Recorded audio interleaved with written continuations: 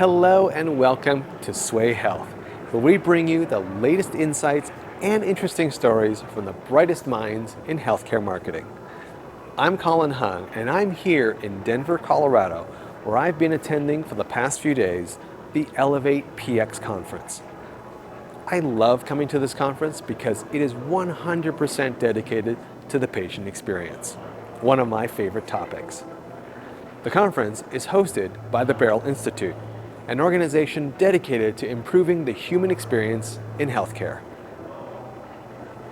Now, to kick off this event, Jason Wolf, the CEO of Barrel Institute and a good friend, showed off his pipes by singing a few bars from The Greatest Showman. He brought the house down, and it really got the crowd going. More importantly, there were two really awesome slides that Jason presented that I really think encapsulated what this conference is really about. Now, on the first slide, what it said was, we need to care for those who show up to serve in healthcare every day. And the second slide, which is a corollary to the first, said that we need to listen for and act on what matters to those whom healthcare serves. I really like those two slides because I really do think that is what encapsulates the healthcare experience. And I have to say, it's an evolution of what the Barrel Institute has been about. I remember from the very beginning, it was all about the patient experience. But now, what we've evolved to is a realization that the patient experience is inextricably tied to staff experience. And so you have to improve both to have any meaningful impact in healthcare. Now, following Jason was a phenomenal keynote from a patient advocate who is a retired colonel from the United States Air Force. She was the first female pilot in the Thunderbirds and is a combat veteran. That's Colonel Nicole Malachowski. She was amazing. Her speech was full of inspirational stories. What I really enjoyed about Nicole's keynote is how she shared her patient story and how she went through years of misdiagnosis until one day she took it upon herself to look up her symptoms and do the research and discovered that perhaps she had Lyme disease. After that, she went to see an expert, which, by the way, she told a very humorous story about having to walk into the Surgeon General's office to convince them to allow her to go see this specialist. And it turns out after that doctor listened to her for 4 hours straight, never interrupting her, that doctor said, "I believe you," and ran the battery of tests to prove that it was indeed a tick-borne illness.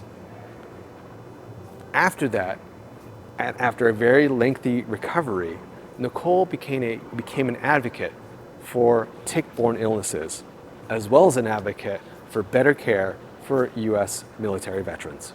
It was truly an inspiring story. Now, there was another amazing keynote here at ElevatePX, and that was by Rick Guidotti. He is a former fashion photographer who has taken it upon himself to really change the world's perspective on people who have illnesses. Now, Rick was inspired when he saw someone on the New York transit system who had albinism, and he thought she was just stunning. And yet the standard definition of beauty did not include someone like her. So he took it upon himself to research that particular disease. And what he found really upset him. What he saw in medical textbooks were these horrible pictures of patients who were suffering from that disease. They had black bars across their eyes, they were shot in profile, almost like a criminal picture.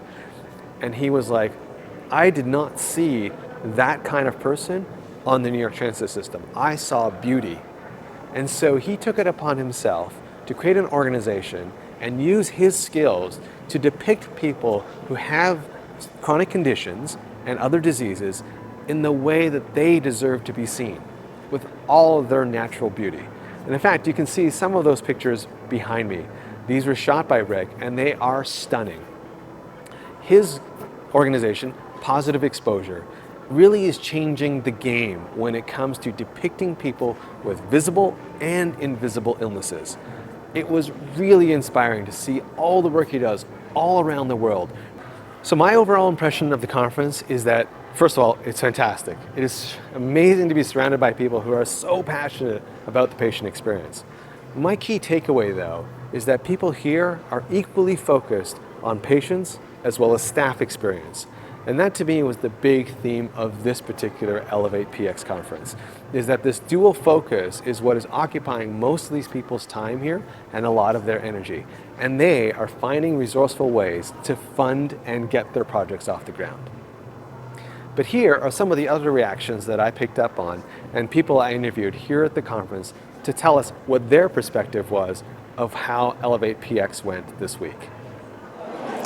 Hello, I'm Amanda Burry, Chief Commercial Officer at Informatica, and really excited to be here at ElevatePX here in Denver. Early on in the conference, we're hearing some really exciting things. I'm really hearing a resurgence back to personalization with the patient. Bringing things back to how can we engage patients not only early on in the experience, but most importantly, we're hearing a little bit more about post-discharge, post-appointment. How do we keep them to adhere to their medications? How do we keep them engaged in their health so that we don't see them have either a readmittance into the health system or slip back into an ED workflow or back into being a patient that is more in a critical need than a post-critical need? Hi, I'm Bob Abramson. I'm the Vice President of Marketing for the Healthcare Division at Uniguest, P-Care by Uniguest. What I hear a lot about in the conference, which is core to the Barrow Institute, is this idea of care collaboration. It's not just the patients and the providers, it's also their caregivers, their families. It's been a focus for a couple of years, but it's as hard as ever. It's critical. They understand that in order to have good outcomes and good experience, you have to have, it does take a village. You need all parties involved, and that's still a hot topic here at ElevatePX this year. Hi, my name is Brian Walker, here at ElevatePX. A couple things, I'm Solutions Engineering Manager for Artera. I'm also a nurse, so really excited about this conference. A lot of what we've been hearing has been about language services and connecting patients in the right language to their providers and being able to facilitate communication that way, as well as being able to consolidate communication into single streams, just to declutter the noise of how much patients are getting interacted with and having a better access to a bunch of different types of patient care. Hi, this is Leah Chatham from Gozio, Vice President of Marketing. We're here at the Barrow Institute's ElevatePX event in Denver. It's been great to be mingling and mixing with people over the last couple of days, really talking about what are people focused on right now in patient experience and patient engagement. What it feels like is a lot of people are kind of looking for the solutions, kind of next generation solutions that maybe they haven't been able to look at the last couple of years.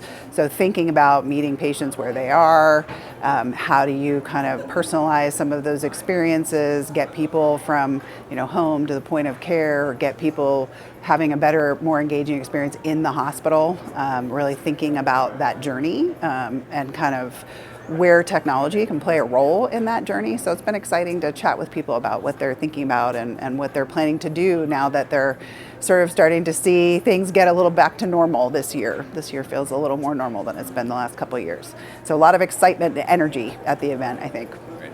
I'm Greg Ackerman. I'm a consultant at Tier 1 Performance. We've been hanging out here at the ElevatePX conference, and one of the things that I've been noticing when people come up and talk to us when we're in these conversations is how complex and really weighty a lot of the problems we're trying to solve are. And if I could do like one extrapolation from that, there's a sense that what we do is a really lonely endeavor. There's a lot of feeling of weight on our shoulders and that it's us against the world and there's massive things we want to change and a huge amount of people to help. And what I'm seeing here at this conference and among people is genuine connection. And it's through that connection, it's through partnership, it's through meeting somebody who's in the same trench that you are, that load is lightened a little bit and it comes off your shoulders. And no matter what it looks like coming out of a place like this, keeping those connections, I think, is one of the most important things that we can do. I mean, I think we all can acknowledge right now that healthcare, regardless of what health system you're in or what country in which you operate and live, there is tremendous strain on the financials of healthcare systems. And so I think there is a conversation around how we accomplish what we need to accomplish in a resource-constrained environment. And I think that is a little bit hangs over the conversation. I've always believed a commitment to experience isn't about big dollars investments, in finding spend. It's really about choosing the right things to do. And I think what you find then, if you get beyond that, the prevailing conversation is, we know, like we talked about, that there is a strain on our workforce, and how do we help support that? We know that our patients really have now said what they need, and that was just also sort of made even more clear through the pandemic. Listen to me, communicate to me in simple, clear ways I can understand. Help me understand my care plan so I can be an active partner in care.